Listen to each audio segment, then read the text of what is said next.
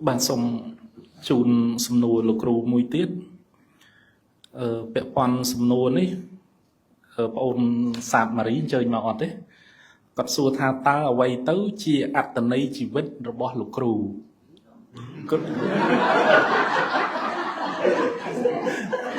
ôn sạp mà rí mau đấy miền ấy to tăng mùi lục rù vậy đấy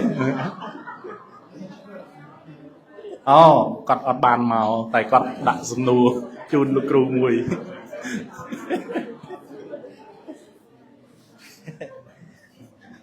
xua chứ nhưng mà vô đây tờ ắt tận đây nó sầm đào lời ấy về to là nẹt xua nó á là ngày của bây giờ về nhảy bịa thả ắt tận ấy cứ sầm đào đó là meaning chỉ ắt tận đây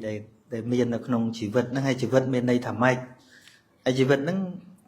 ឲ្យនិយមន័យថាជីវិតមួយហ្នឹងយើងឲ្យនិយមន័យផ្សេងគ្នាទៀតវចនានុក្រមអង់គ្លេសគេដាក់ថា period between birth and death ហ្នឹង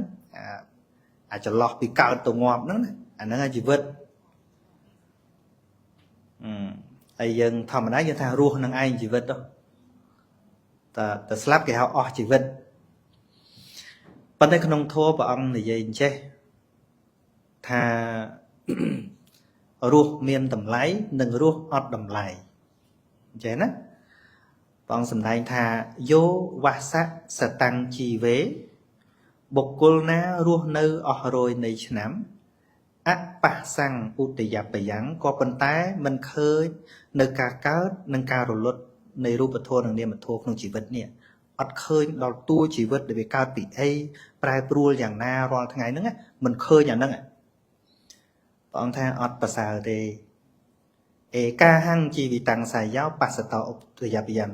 បុគ្គលណារស់តែមួយថ្ងៃឯងក៏ប៉ុន្តែមានបញ្ញាឃើញច្បាស់ទៅដល់ការកើតនិងការរលត់នៃរូបធម៌នាមធម៌មានន័យថាឃើញដល់ខន្ធធាតុអាយតនៈតួជីវិតរបស់យើងហ្នឹងដែលវាមានការប្រែប្រួលជានិច្ចឃើញច្បាស់ចឹងព្រះអង្គថាការរស់តែមួយថ្ងៃប្រសើរជាងអញ្ចឹងជីវិតដ៏មានតម្លៃហ្នឹងគឺព្រះអង្គឲ្យតម្លៃទៅលើបញ្ញារស់ដោយបញ្ញាគាថាមួយទៀតព្រះអង្គត្រាស់ថាបុគ្គលណារស់នៅអស់រយនៃឆ្នាំក៏ប៉ុន្តែមិនមានបញ្ញាយល់ដឹងនៅក្នុងជីវិតហ្នឹងបុគ្គលនោះរមែងចាស់ទៅដោយគោចាស់សាច់របស់គេតែងចម្រើនតែបញ្ញារិចរិលរស់យូរក៏ដោយប៉ុន្តែរស់ដោយមោហៈរស់ដោយអវិជ្ជារស់ដោយគ្មានភាពភ្លឺស្វាងនៅក្នុងជីវិតការរស់របស់នេះព្រះអង្គថារស់ដោយគោចាស់អញ្ចឹងរស់ដោយគោចាស់គោក៏វារស់បានយូរដែរ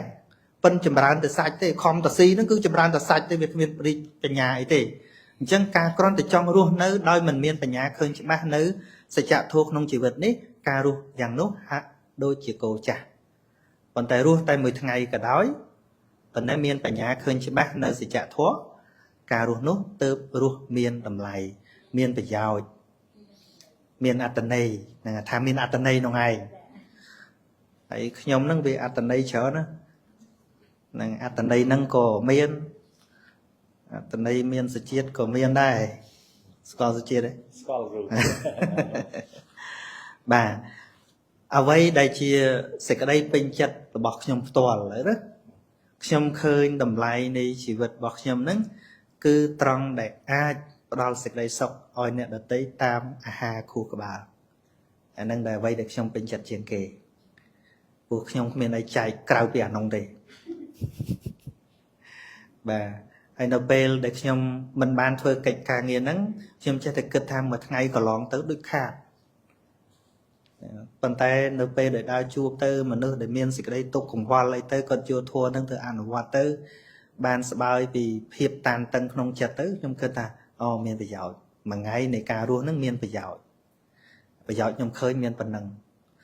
តែមានបុគ្គលដែលរស់នៅមានប្រយោជន៍ជាងនឹងច្រើនទៀតអានេះប្រយោជន៍ខ្ញុំបានតែប៉ុណ្ណឹងបាទ